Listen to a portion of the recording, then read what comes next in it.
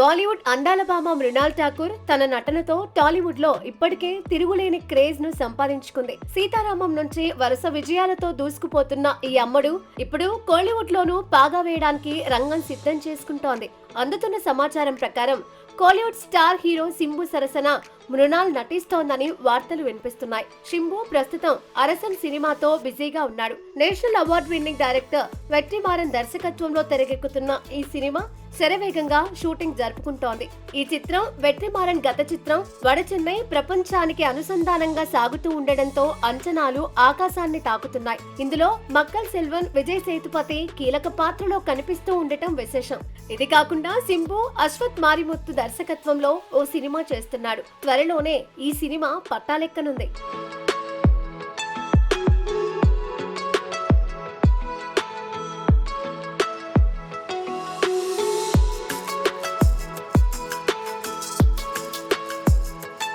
సింబు అశ్వత్ మారిముత్తు సినిమాలో మృణాల్ ఠాకూర్ ని హీరోయిన్ గా సెలెక్ట్ చేసినట్లు తెలుస్తోంది. ఈ ప్రాజెక్ట్ కు గాడ్ ఆఫ్ లవ్ అనే ఆసక్తికరమైన టైటిల్ ను పరిశీలిస్తున్నారు. ఒక రొమాంటిక్ యాక్షన్ ఫ్యాంటసీగా రూపొందుతున్న ఈ సినిమాతో మృణాల్ తమిళ వెండి తెరకు గ్రాండ్ గా ఎంట్రీ ఇవ్వనుందని వార్తలు వినిపిస్తున్నాయి. ఈ వార్తతో ధనుష్, మృణాల్ పెళ్లి పుకార్లకు ఫుల్ స్టాప్ పడినట్లు కోలీవుడ్ మీడియా చెబుతుంది. అదెలా అంటే కొన్నేళ్లుగా ధనుష్, సింబు మధ్య మాటలు లేవని, పైకి నవ్వుతూ కనిపించినా వారిద్దరి మధ్య విరోధం ఉందని తమిళ ఇండస్ట్రీలో ప్రచారం జరుగుతోంది.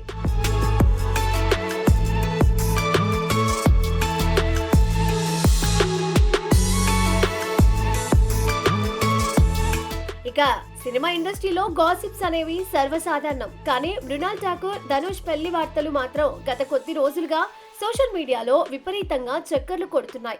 ఈ క్రమంలోనే సింబు సరసన మృణాల్ నటించబోతోందనే వార్త బయటకు రావడంతో కోలీవుడ్ వర్గాల్లో కొత్త చర్చ మొదలైంది. ఒకవేళ ధనుష్ తో మృణాల్ పెళ్లి అనేది నిజమే అయితే ఆమె తనకు కాబోయే భర్తకు విరోధిగా ఉన్న సింబుతో రొమాన్స్ చేయడానికి ఎందుకు ఒప్పుకుంటుంది?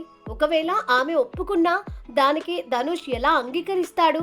సింబుతో మృణాల్ నటిస్తోంది అంటే ధనుష్ తో పెళ్లి నిజం కాదన్న మాటే కదా అని తమిళ తంబీలు అంటున్నారు. కానీ మృణాల్ ధైర్యంగా సింబు ప్రాజెక్టుకు గ్రీన్ సిగ్నల్ ఇవ్వడం చూస్తుంటే ఆమె ప్రస్తుతానికి కేవలం తన కెరియర్ పై మాత్రమే దృష్టి పెట్టిందని స్పష్టమవుతోంది. ధనుష్ తో పెళ్లి పుకార్లను మృణాల్ ఇండైరెక్ట్ గా ఇలా ఖండించిందని కూడా చెబుతున్నారు. మరి ఇందులో ఎంతవరకు నిజం ఉన్నది అనేది తెలియాల్సి ఉంది.